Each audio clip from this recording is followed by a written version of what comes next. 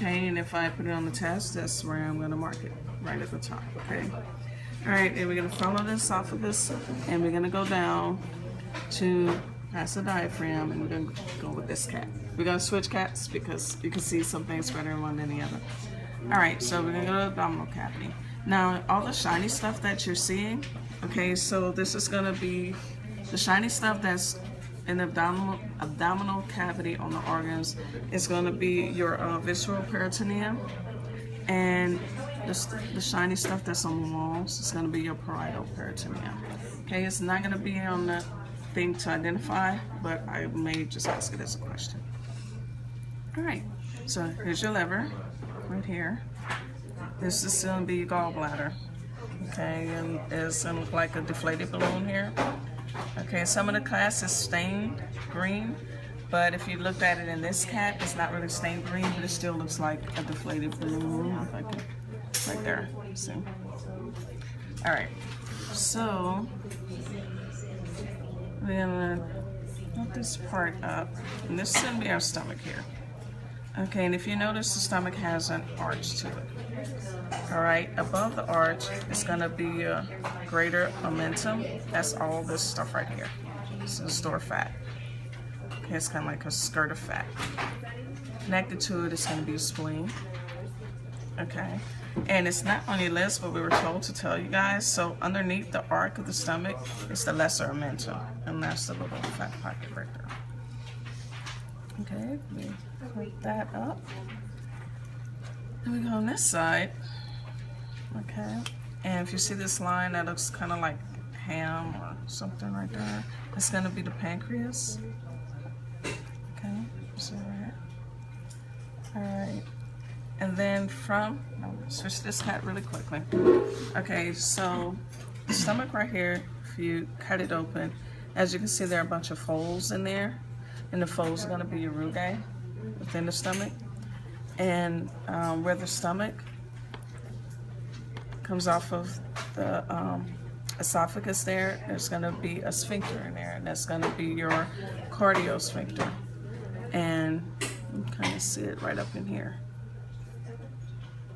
Now, I'm not going to put this particular sphincter on the test just because it's hard to see. Okay. The cardio? Mm-hmm. Okay. All right. So if we go down right here, if you look at the intestines here, see all this kind of stuff right here? That's the mesenteric. Okay. Can't see it really on this one too much. All right. So once we get past that, the sphincter, where the small intestine and the bottom of the stomach meets, I'm doing this cat right here.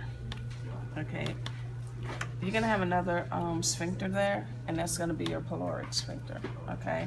And you can see it in this cat. So we cut it to where, okay, not the greatest view, but okay, it's right in here. A little hole you can see. So that's going to be your pyloric sphincter.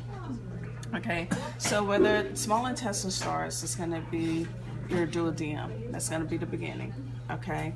And if you follow it all the way through on the test, I will mark it at the beginning, okay? Because once you follow it through and get toward the middle, then you're going to get into your jejunum, and that you can't physically see the difference of when it turns from the duodenum into the jejunum, unless you're looking at it on the histologist slide. So follow it all the way to the end until we get, okay, right here. You can see the difference in size in the intestines. So this is going to be the end of your small intestines is going to be your ileum. Okay, and where it connects to the large intestine, the colon here, is going to be your cecum. Now within this cecum, which this area right here, is a valve. That's cecal valve, ileocecal valve. And that one I may ask on identification because it's easy to see. The ileocecal. Yeah, the ileocecal valve. And it is right here. Okay. All right. Now, Let's see, make sure I'm getting everything. All right. So now, if the large intestines are placed correctly the way they should be, and if you guys remember, you notice it kind of makes a almost like a square or a little hangman sign. All right. So right here at the beginning of the large intestine, until you see the huge fold, at least for this cat, that's going to be your ascending portion. Okay, the part that's going to go across, if it were in the correct position, is going to be your transverse portion. And it's transverse just because it goes across. This is going to be descending. Now, on a test, I would not ask ascending or transverse, but I may ask descending because I can put the mark all the way down here. Okay. All right. And the anal sphincter, we didn't cut it out there, but it's gonna be at the end of the anus part over there. But if this were to go all the way through, then it would go through into the anal sphincter. And I think I covered it all. Yes, I did. Oh, the villi. You can see that on the histology. So, you know.